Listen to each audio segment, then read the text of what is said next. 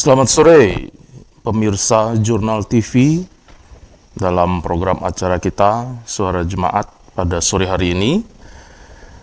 Puji Tuhan, pada sore hari ini kita bisa kembali berjumpa dalam persekutuan kita yang indah. Walaupun kita ada dalam jarak yang jauh, tetapi firman Tuhan tidak terbatas oleh ruang dan waktu. Saat ini kita bisa saling berkomunikasi dan Bapak Ibu Saudara sekalian bisa mengikuti penyiaran ini dengan baik dan menikmati berkat dari pujian, begitu juga dengan firman Tuhan yang akan kita dengar pada sore hari ini. Sebelum kita mulai, mari kita akan berdoa bersama-sama. Segala hormat dan syukur kami naikkan kepadamu ya Bapa. Terima kasih pada sore hari ini kembali kami bisa berjumpa dalam acara yang baik ini untuk kami sama-sama memuji membesarkan nama Tuhan dan juga belajar firman Tuhan. Kiranya firman-Mu yang akan ditaburkan pada sore hari ini menjadi berkat, menjadi benih yang bertumbuh dan berbuah dalam kehidupan kami semua sebagai umat Tuhan yang ada di tempat ini maupun yang ada di rumah masing-masing dimanapun berada. Nama Tuhan dipermuliakan dan kami bisa menjadi terang, garam di dunia ini untuk menjadi saksi Tuhan, menikmati kehidupan yang baik. Dalam nama Tuhan Yesus Kristus kami berdoa. Haleluya. Amin. Pada sore hari ini, di dalam bulan Agustus, bagi bangsa Indonesia, kita semua menikmati dan bersuka cita. Ya, itu adalah tradisi yang biasa dilakukan oleh bangsa dan negara kita dalam bulan Agustus, yaitu persiapan hari kemerdekaan, peringatan hari kemerdekaan kita. Bahkan sejak tanggal 1 Agustus yang lalu, sudah dihimbau untuk memasang bendera sebagai bentuk ungkapan solidaritas dan juga persatuan, mengingat perjuangan kita, semua bangsa Indonesia, ketika kita berusaha untuk mencapai kemerdekaan pada tahun 1945 yang lalu, Bapak Ibu Saudara sekalian. Dan kemerdekaan ini memang menjadi sebuah cita-cita atau tujuan hidup dari semua orang. Orang senang untuk mengejar kemerdekaan, orang tidak senang ada dalam penjajahan atau di dalam kekangan. Semua yang diperjuangkan, cucuran darah, cucuran air mata, keringat, ya untuk mendapatkan kemerdekaan itu. Tetapi yang paling penting adalah, di dalam firman Allah juga, seluruh isi firman Allah sebetulnya tersirat dan memberitakan kemerdekaan juga bagi kita seluruh umat manusia. Karena itu pada sore hari ini, tema yang diangkat adalah tentang benar-benar merdeka. Jadi kita akan belajar bagaimana menikmati kemerdekaan itu, bagaimana mencapai kemerdekaan itu, dan kemerdekaan seperti apa yang Tuhan inginkan supaya kita dapatkan. Karena itu, kita akan belajar dan membaca firman Tuhan dari Yohanes pasal 8. Kita akan membaca Yohanes pasal 8. Saya akan membacakan bagi Bapak Ibu Saudara sekalian. Jika ingin memahami, bisa membaca seluruh pasal ini. Tetapi saya akan membaca hanya dari ayat 30 sampai ayat 36 saja. Yohanes pasal yang ke-8, ayat 30 sampai ayat yang ke-36. Setelah Yesus mengatakan semuanya itu, banyak orang percaya kepadanya. Maka katanya kepada orang-orang Yahudi yang percaya kepadanya, "Jikalau kamu tetap dalam firman-Ku, kamu benar-benar adalah murid-Ku. Dan kamu akan mengetahui kebenaran, dan kebenaran itu akan memerdekakan kamu." Jawab mereka, "Kami adalah keturunan Abraham, dan tidak pernah menjadi hamba siapapun. Bagaimana engkau dapat berkata, kamu akan merdeka?" Kata Yesus kepada mereka, "Aku berkata kepadamu, sesungguhnya setiap orang yang berbuat dosa adalah hamba dosa. Dan hamba tidak tetap tinggal dalam rumah, tetapi anak tetap tinggal dalam rumah. Jadi apabila anak itu memerdekakan kamu, kamu pun benar-benar merdeka. Bapak Ibu Saudara sekalian, pembicaraan antara Tuhan dengan orang-orang Yahudi di dalam Yohanes pasal 8 ayat 30 sampai 36 ini adalah pembicaraan yang serius tentang kemerdekaan. Ini bisa kita lihat sebagai sebuah ungkapan, catatan dari Rasul Yohanes yang menggambarkan perwakilan antara manusia dengan Tuhan dalam mengulas tentang kemerdekaan. Kita bisa lihat bagaimana pandangan manusia tentang kemerdekaan itu, yang diwakili oleh pendapat orang Yahudi. Ketika Tuhan Yesus menunjukkan bahwa jikalau kamu tetap dalam firman-Ku, kamu benar-benar adalah murid-Ku, dan kamu akan mengetahui kebenaran, dan kebenaran itu akan memerdekakan kamu. Yang mereka dengar dan mereka pahami, orang Yahudi itu, yang mewakili pandangan dari umat manusia, bukan pemikiran yang rohani, tetapi sebuah pemikiran yang jasmani. Mereka berpikir tentang kemerdekaan fisikal, kemerdekaan materi, kemerdekaan yang fana, yang semu, yang mereka bisa lihat di dunia ini. Jawaban mereka adalah, kami adalah keturunan Abraham, dan tidak pernah menjadi hamba siapapun. Bagaimana engkau dapat berkata, kamu akan merdeka? Jadi sangat ironis dan lucu, mereka lupa. Pada saat ini pun, mereka sebetulnya sedang ada di dalam penjajahan atau kolonialisasi dari kerajaan Romawi pada waktu itu. Ya. Dan mereka lupa sejarah kalau mereka bilang diri mereka adalah keturunan Abraham. Tuhan pernah berjanji kepada Abraham. Dalam pengikatan perjanjian itu, Tuhan pernah memberikan nubuatan kepada Abraham. Keturunanmu akan menjadi budak selama 400 tahun. Mereka akan diperbudak selama 400 tahun. Ya, dan itu terbukti.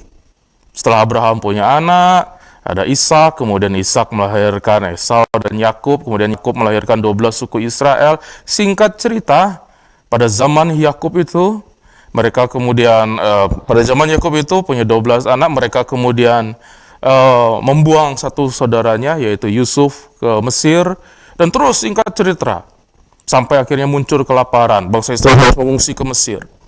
Di Mesir mereka tinggal di sana, pada masa Yusuf mereka hidup enak.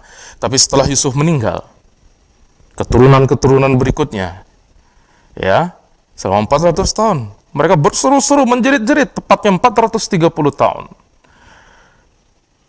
Mereka ada dalam perbudakan. Mereka lupa hal itu. Belum lagi mereka lupa, walaupun setelah mereka lepas dari Mesir, dengan tangan-tangan yang teracung membebaskan mereka, Tuhan yang membebaskan mereka. Mereka belum bisa. Bukan Musa. Musa Tuhan tunjuk ketakutan Musa. Tidak mau, menolak-nolak.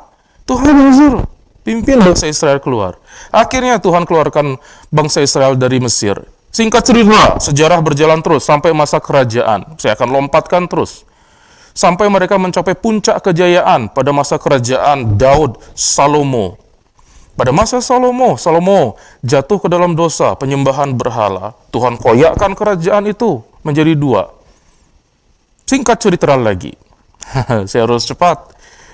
Kerajaan Israel runtuh, Israel Utara, Israel Selatan, semuanya runtuh. Satu dibuang ke Asyur, 10 suku, sisanya dibuang ke Babel. Terserak mereka. Apakah itu merdeka? Mereka lupa. Dengan satu kalimat yang sombong, yang angkuh, mereka lupa. Kami adalah keturunan Abraham dan tidak pernah menjadi hamba siapapun. Saat itu mereka sedang ada dalam perhambaan. Ya. Dan sekarang mereka sedang menunjukkan siapa jati diri mereka yang sesungguhnya. Lupa kepada jasa-jasa Tuhan. lupa kepada apa yang Tuhan lakukan dalam hidup mereka.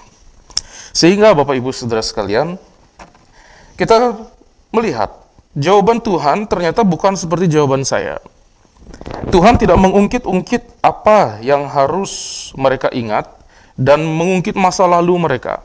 Tuhan hanya menyebutkan hal ini. Dalam ayat 34, kata Yesus kepada mereka, "Aku berkata kepadamu, sesungguhnya setiap orang yang berbuat dosa adalah hamba dosa.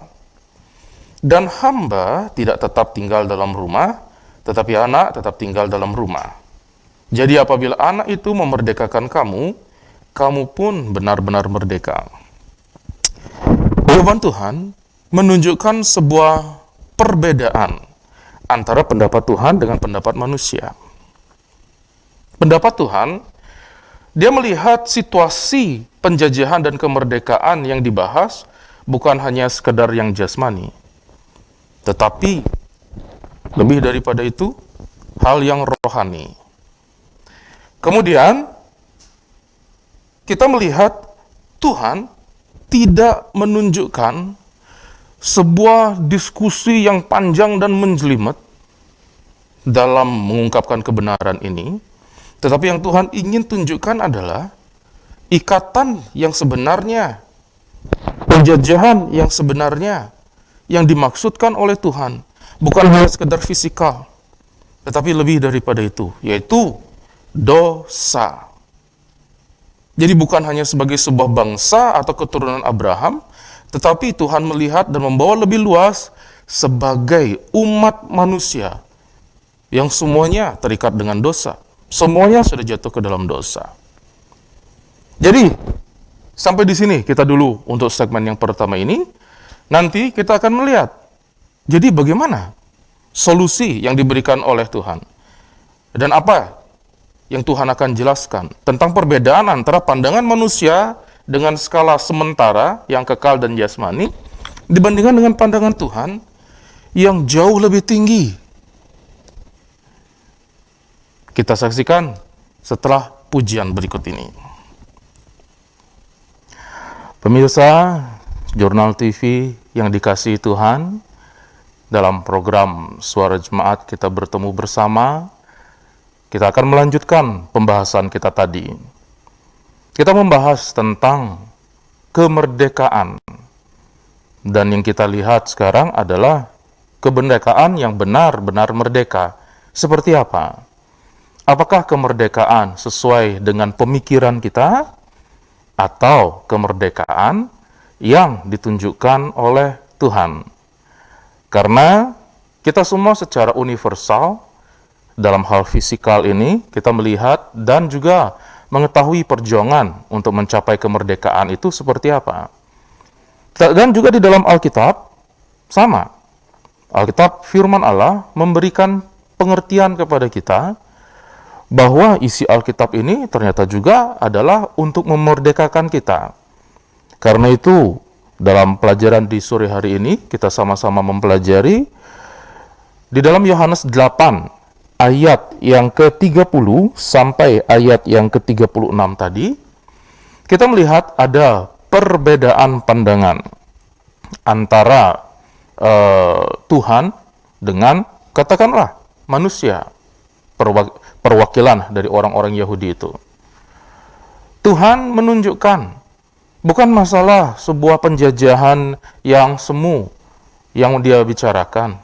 Tuhan bahkan tidak menyinggung seperti yang saya sebutkan tadi, sebagai anak-anak Abraham, mereka bangsa Israel atau yang menurunkan orang-orang Yahudi itu pernah dijajah secara di dunia ini. Tuhan tidak menyinggung itu. Tuhan ingatkan tentang dosa. Yang Yesus bicarakan pada waktu itu adalah ikatan atau penjajahan manusia. Ya, penjajahan yang dialami oleh manusia dari dosa. Yang semua orang akhirnya terikat dengan itu. Yang semua orang akhirnya tidak bisa lepas dari itu. Dan inilah yang Tuhan bawa. Inilah yang Tuhan sodorkan kepada mereka. Kemerdekaan yang jauh lebih tinggi dibandingkan dari kemerdekaan akibat penjajahan atau tekanan yang ada di dunia ini, yaitu kebebasan dari dosa. Masalahnya seperti tadi yang kita lihat dari orang Yahudi yang lupa. Mereka bilang keturunan Abraham. Mereka tidak pernah dijajah atau mereka tidak pernah diperhamba oleh siapapun, istilah mereka. Sama dengan manusia sekarang umumnya, mereka sering lupa. Atau saya pakai kata kita. Kita sering lupa. Ada dosa yang mengikat kita sering mencoba untuk melupakan. Kita sering mencoba untuk menutupi, ya, sengaja lupa, pura-pura lupa, atau betul-betul memang lupa sama sekali bahwa kita adalah orang-orang yang berdosa. Dalam segala hal, ada banyak ikatan yang kemudian membuat kehidupan kita menjadi tidak lincah, tidak bebas, tidak nyaman, tidak enak satu sama lainnya. Dan inilah yang ditawarkan oleh Tuhan untuk kita dibebaskan dari dosa. Dan kunci yang Tuhan berikan adalah hiduplah di dalam kebenaran. Dan kebenaran itu adalah firman Allah. Yesus membawa ini kepada orang Yahudi. Dia menjelaskan dirinya. Dia menjelaskan kebenaran. Dia menjelaskan bahwa dia datang ke dunia untuk menebus dosa umat manusia, membebaskan dari dosa.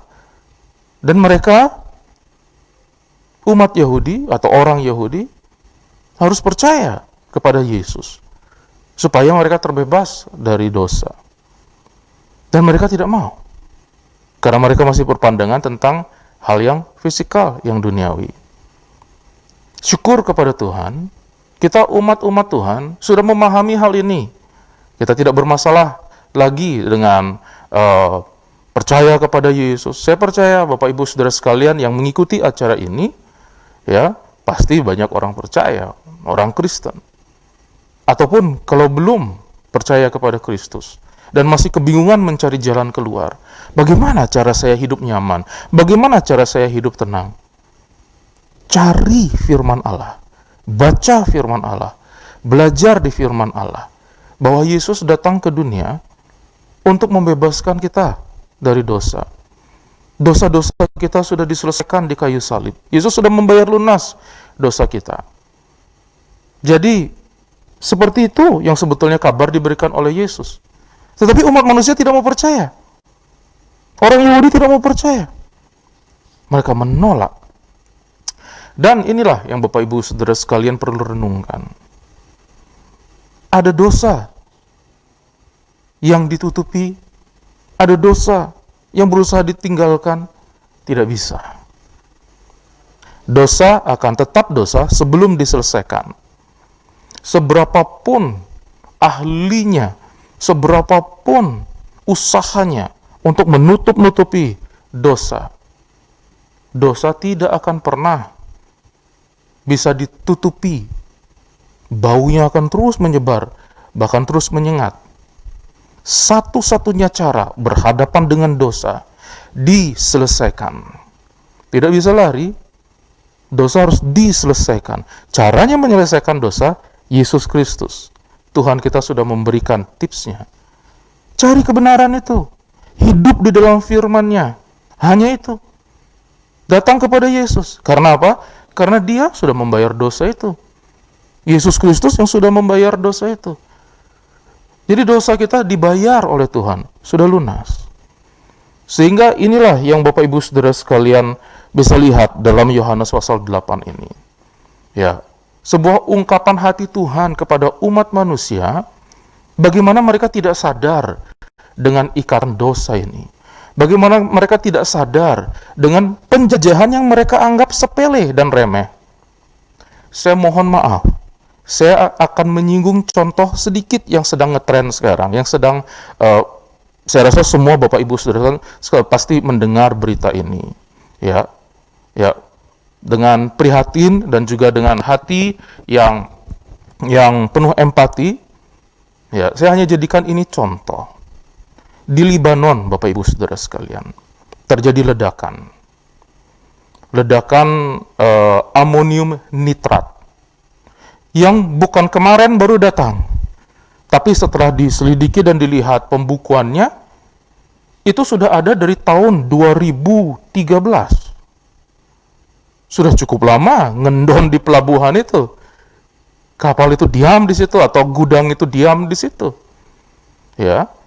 Sudah ada banyak catatan yang dituliskan oleh penanggung jawab gudang itu untuk diurus dengan baik itu, diamankan.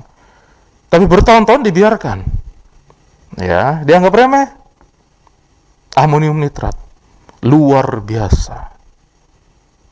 Akibatnya beberapa hari lalu kita saksikan satu yang dianggap sepele, yang dianggap remeh, yang dianggap tidak mungkin ini akan menjadi sebuah ledakan besar. Tidak mungkin ini akan menghancurkan hidup saya. Tidak mungkin ini dosa kecil, dosa sepele. Di hadapan Tuhan tidak ada dosa kecil, dosa besar. Dosa ya dosa. Itulah yang Tuhan bilang, datang kepada kebenaran firman Allah. Firman Allah tidak pernah menutupi. Semua tokoh Alkitab, jika berdosa dikatakan berdosa, jika salah dikatakan bersalah, jika benar dikatakan benar. Tidak ada Tuhan menutupi. Siapapun dia, tokohnya, tidak ada. Tuhan jelaskan, Tuhan beritahu. Dan itulah yang Tuhan inginkan dari kita. Jangan sampai hidup kita menjadi hidup yang kemudian ada di dalam penyesalan. Ketika sudah terjadi ledakan, ketika sudah terjadi kehancuran yang besar, barulah kita kemudian kelabakan dan mengingat-ingat, ternyata itu yang ditutupi selama ini meledak. Kemerdekaan yang sebenarnya Tuhan tunjukkan dalam sebuah ungkapan hati yang rindu, ungkapan hati dari Bapa yang mengasihi anak-anaknya yang terikat ini, supaya mereka menikmati kebebasan itu, kemanapun mereka pergi, dimanapun mereka berada. Mereka bisa hidup, mereka bisa menikmati kemerdekaan itu. Ya, saya akan tunjukkan, sebelum kita masuk ke dalam segmen berikutnya, kita akan baca firman Tuhan, bagaimana tidak sadarnya manusia tentang dosa. Ada yang lebih parah lagi, dia tidak sadar dengan dosanya sendiri, tapi senang mencari dosa orang lain. Manusia gitu. Dia sendiri nggak sadar, dia menganggap dirinya benar dan tidak berdosa, tapi kalau orang lain udah salah, dia senang nunjukin dosanya orang. Dan inilah konteks dari pembicaraan dalam Yohanes 8. Mari kita kembali dalam Yohanes 8 ayat 1. Ya. Yohanes 8 ayat 1 sampai 11. Tetapi Yesus pergi ke Bukit Zaitun. Pagi-pagi benar ia berada lagi di bait Allah, dan seluruh rakyat datang kepadanya. Ia duduk dan mengajar mereka. Maka ahli-ahli Taurat dan orang-orang Farisi membawa kepadanya seorang perempuan yang kedapatan berbuat zina. Mereka menempatkan perempuan itu di tengah-tengah. Wow. Lalu berkata kepada Yesus, "Rabi, perempuan ini tertangkap basah ketika ia sedang berbuat zina. Musa dalam hukum Taurat memerintahkan kita untuk melempari perempuan-perempuan yang demikian. Apakah pendapatmu tentang hal itu?" Mereka mengatakan hal itu untuk mencobai dia, supaya mereka memperoleh sesuatu untuk menyalahkannya. Tetapi Yesus membungkuk lalu menulis dengan jarinya di tanah.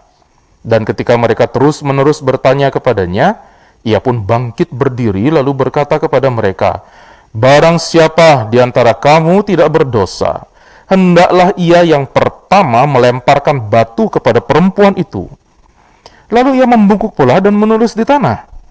Tetapi setelah mereka mendengar perkataan itu, pergilah mereka seorang demi seorang, mulai dari yang tertua.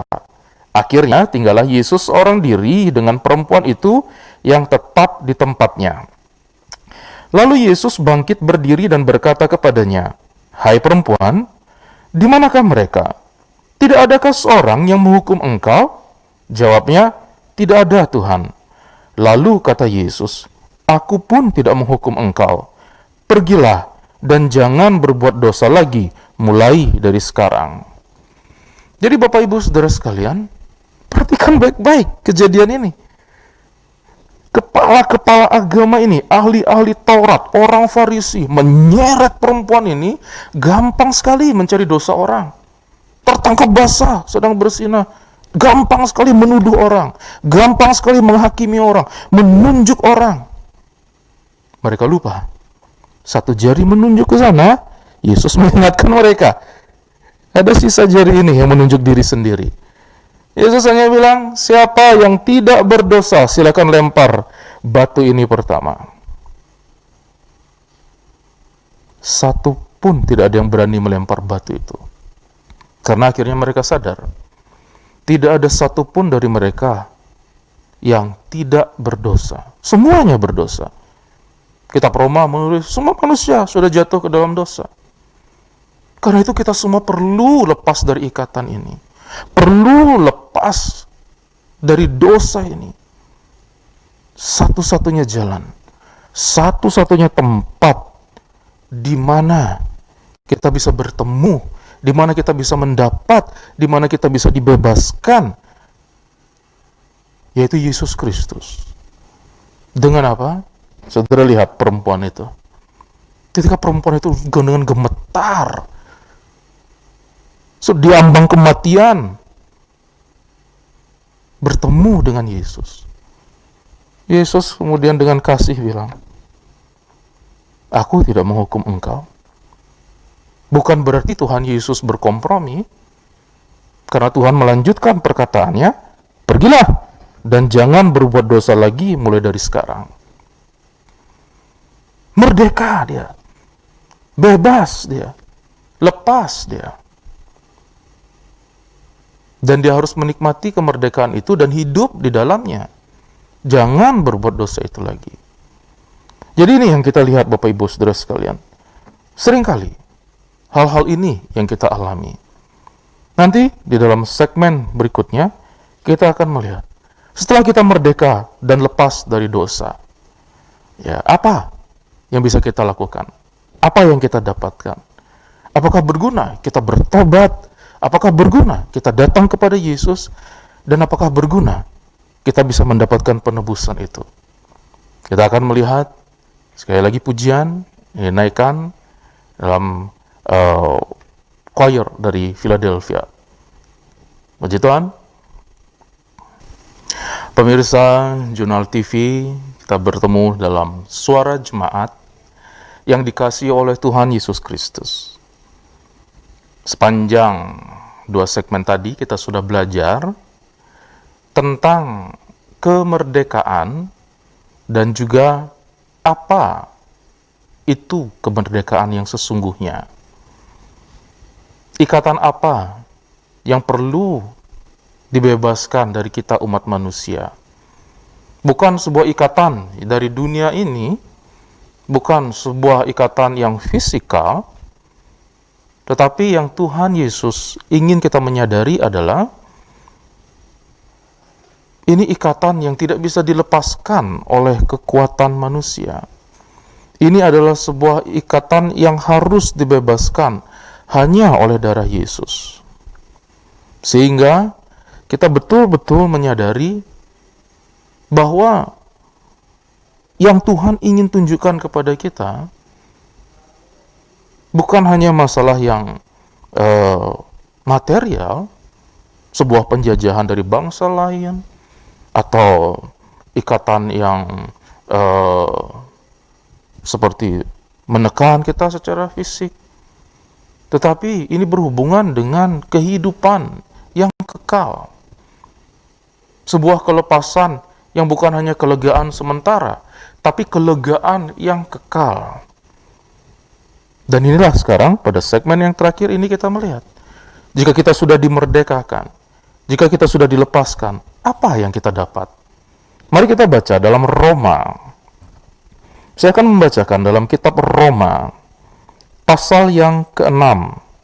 Bapak Ibu bisa membaca dari ayat 15 sampai ayat 23, tetapi saya akan membaca mulai dari ayat yang ke-20 sampai ayat yang ke-23. Roma pasal yang ke-6 ayat 20 sampai 23. Sebab waktu kamu hamba dosa, kamu bebas dari kebenaran. Dan buah apakah yang kamu petik daripadanya? Semuanya itu menyebabkan kamu merasa malu sekarang. Karena kesudahan semuanya itu ialah kematian. Tetapi sekarang, setelah kamu dimerdekakan dari dosa, dan setelah kamu menjadi hamba Allah, kamu beroleh buah yang membawa kamu kepada pengudusan.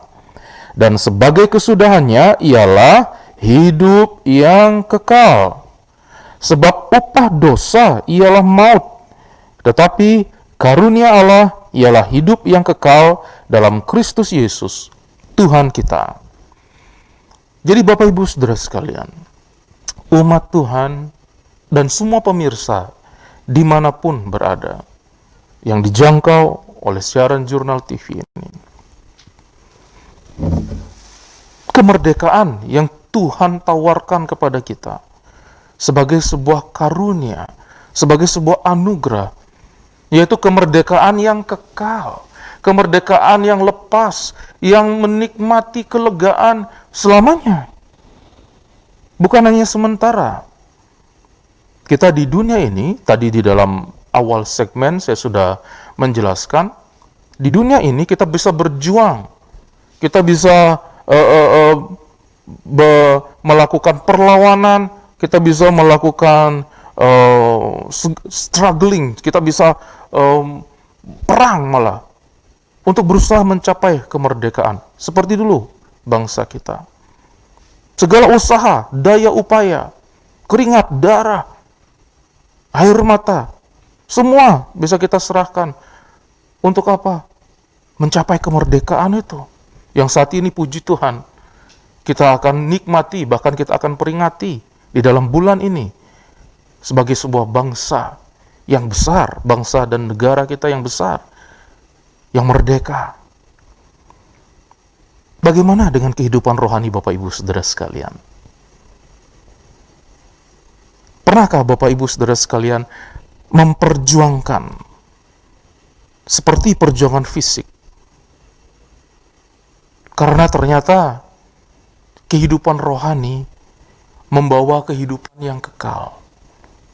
Bagaimana jika sekarang kita perjuangkan kemerdekaan rohani kita? Supaya kita betul-betul merdeka dari perbudakan dosa, dari ikatan-ikatan yang bikin kita malu kemana-mana, yang bikin kita takut kemana-mana, yang bikin semua kehidupan kita ini ditekan. Hanya gara-gara dosa. Belum lagi kematian yang kekal menunggu jika dosa dibiarkan. Tadi saya sudah berikan contoh secara fisik, kita bisa lihat sesuatu yang dibiarkan, kita pikir aman, meledak, dan akhirnya kita tidak bisa bilang apa-apa. Kemudian ratusan ribu rumah hancur, sekian nyawa melayang. Sedih kita. Apakah kita menunggu itu? Menunggu penyesalan? Semasih kita punya kesempatan sekarang untuk mengambil tindakan? Bagaimana jika kita sekarang selesaikan ikatan-ikatan ini? Datang kepada Yesus. Datang kepada Yesus. Tangannya masih terulur. Seperti dia melihat perempuan itu. Dia menerima kita apa adanya.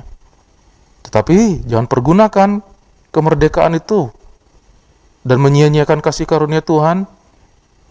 Kita pergunakan itu untuk menikmati hidup yang lebih berharga.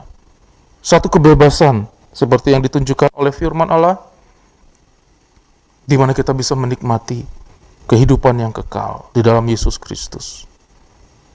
Puji Tuhan, kita akan berdoa, Bapak Ibu Saudara sekalian.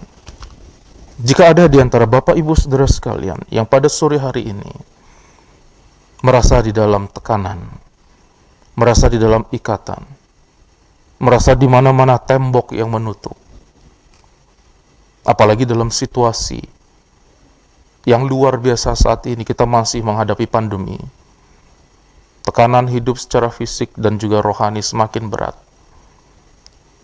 Kita sekarang mau lari kemana?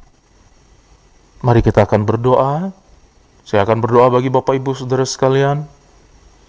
berdoa untuk kelepasan, berdoa untuk pergumulan hidup, terutama untuk dosa-dosa yang mengikat, supaya kita menikmati kebebasan ini dengan baik. Dan kita juga akan berdoa bagi bangsa dan negara kita. Kita berdoa bagi penyiaran di Jurnal TV ini, dan kita berdoa bagi pelayanan-pelayanan kita, dan juga bagi kehidupan kita. Kami bersyukur Bapa pada sore hari ini. Terima kasih untuk firman-Mu, supaya firman-Mu ini bisa menjadi berkat bagi banyak orang. Jika ada yang saat ini sedang dalam situasi dan kondisi seperti yang kami bicarakan, diikat dengan ketakutan, diikat dengan dosa-dosa, berusaha untuk lari dari dosa-dosa, berusaha untuk menutupi, atau malah mencari-cari kesalahan orang lain, atau malah menuduh-nuduh orang lain, tanpa dia menyadari kehidupannya yang perlu diperbaiki. Siapapun dan dimanapun kami, Tuhan, tangan-Mu sekarang terulur kepada kami semua, kepada mereka semua yang membutuhkan, yang menginginkan, yang mengharapkan kelepasan dan kebebasan itu. Dan saat ini kami berdoa di dalam nama Tuhan Yesus Kristus. Ampuni mereka. Dan saat ini terjadi pertobatan, terjadi kelepasan. Jika ada yang terikat dengan kuasa-kuasa kegelapan, jika ada yang terikat dengan hal-hal yang jahat, baik dari keturunan lepas keturunan, kami pun berdoa di dalam nama Tuhan Yesus Kristus, Engkau melepaskan mereka. Sehingga pada sore hari ini, melalui penyiaran ini, bukan hanya sekedar sebuah rutinitas, tetapi nama Tuhan dipermuliakan dan pemulihan demi pemulihan terjadi dalam hidup semua orang yang mendengar. Berkati ya Bapa, umat-Mu, berkati siapa saja yang mendengar ini, supaya mereka menikmati kemerdekaan yang benar-benar merdeka. Kami juga berdoa untuk bangsa dan negara ini. Tuhan, tolong bangsa dan negara kami ini dalam menghadapi pandemi ini.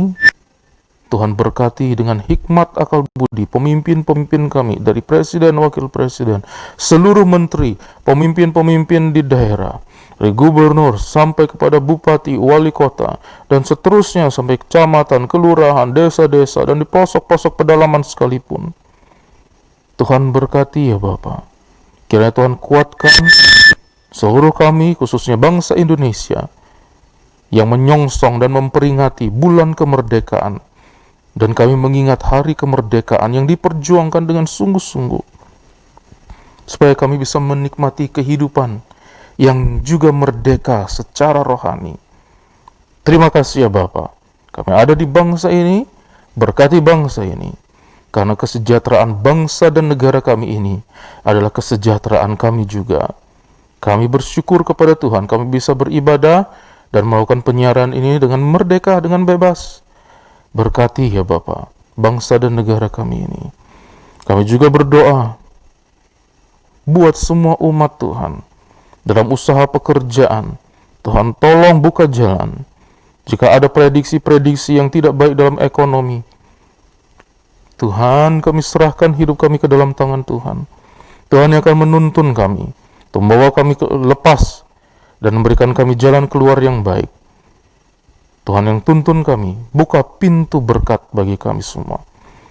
Terima kasih ya Bapa. Kami juga berdoa untuk Jurnal TV dalam melayani kami menjadi media penyiaran di mana nama Tuhan permuliakan.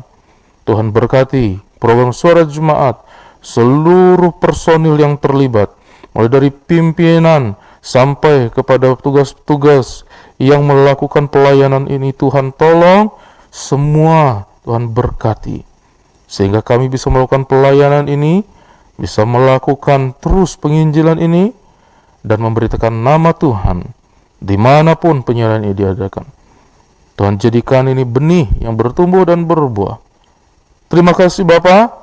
Kami bersyukur pada sore hari ini untuk pelayanan ini. Semua kami yang ada di tempat ini mengembalikan kemuliaan bagi Tuhan, karena hanya Tuhan yang layak dipermuliakan. Saudara-saudaraku, terimalah berkat dari Allah Bapa, cinta kasih sayang dari putranya yang tunggal yaitu Tuhan Yesus Kristus, pimpinan persekutuan dalam Roh Kudus, menyertai kita mulai dari hari ini, sampai Tuhan datang kedua kalinya, bahkan kekal, sampai selama-lamanya. Dalam berkat nama Tuhan Yesus Kristus. Haleluya. Amin. Tuhan memberkati Bapak Ibu Saudara sekalian. Kita akan berjumpa lagi minggu depan dalam program yang sama, hanya di Jurnal TV. Tuhan memberkati.